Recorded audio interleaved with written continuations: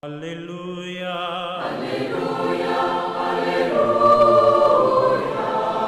Alléluia, Alléluia, Alléluia.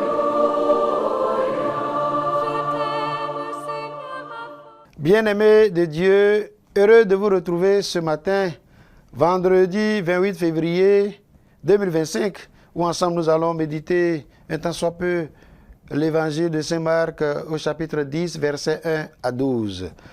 Le Seigneur soit avec vous et avec votre esprit. Évangile de Jésus-Christ selon Saint Marc.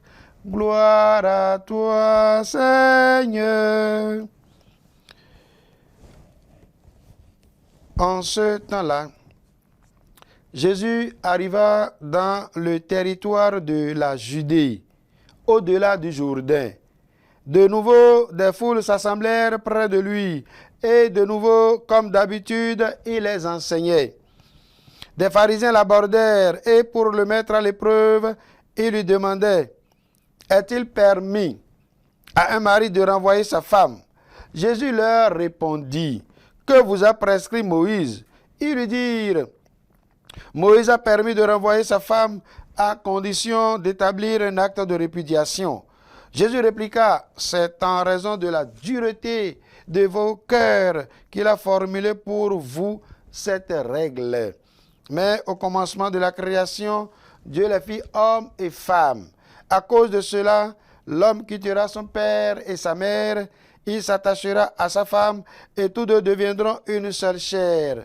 Ainsi, ils ne sont plus deux, mais une seule chair. Donc ce que Dieu a uni, que l'homme ne le sépare pas. » De retour à la maison, les disciples l'interrogeaient de nouveau sur cette question. Il leur déclara, « Celui qui renvoie sa femme et en épouse une autre devient adultère envers elle. Si une femme qui a renvoyé son mari en épouse un autre, elle devient adultère. » Acclamons la parole de Dieu. Louange à toi, Seigneur Jésus. Chers amis, bien-aimés de Dieu, chrétiens mes frères, chrétiennes mes sœurs, Dieu est pour nous refuge et force dans nos moments d'épreuve.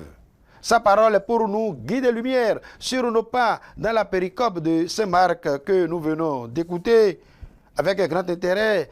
Il est clairement demandé à Jésus, du reste pour le piéger, est-il permis de renvoyer sa femme? La réponse de Jésus est plutôt claire et sans embâge, c'est non.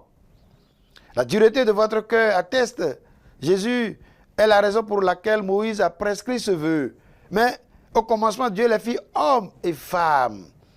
Méditons, si vous le voulez bien, sur deux points.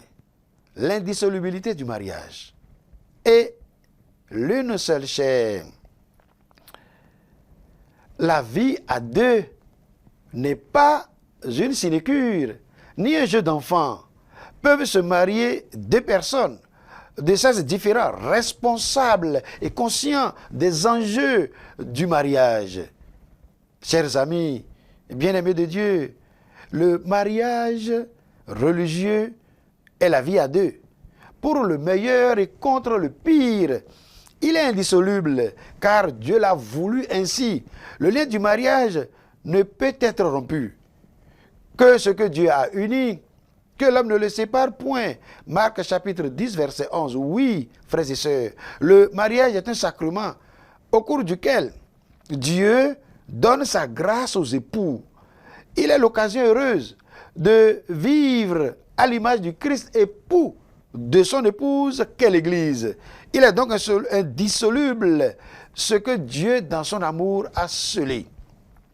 Les deux époux deviennent une seule chair. Nous abordons ainsi le second et dernier point, qu'est l'une seule chair.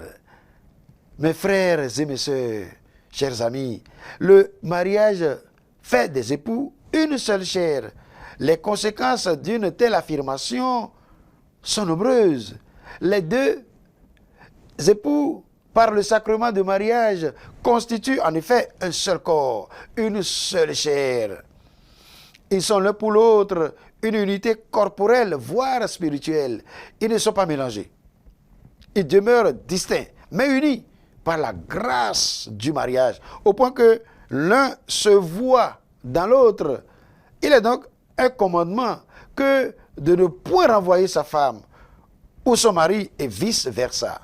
On tomberait alors dans l'adultère.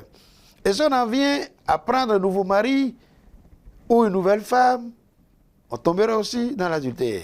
Frères et sœurs, la vie à deux est bonne, quoique difficile. Chacun entre dans la relation avec son caractère, ses caprices et ses touches qu'il doit apprendre à offrir à l'autre pour devenir une seule chair. Seigneur notre Dieu, donne aux époux, autant aux nouveaux qu'aux anciens, de vivre dans l'amour et dans la concorde. Plaise à Dieu qu'il demeure pour toujours une seule chair. Amen. Le Seigneur soit avec vous et avec votre esprit. Que Dieu Tout-Puissant vous bénisse et vous garde, le Père, le Fils et le Saint-Esprit. Amen.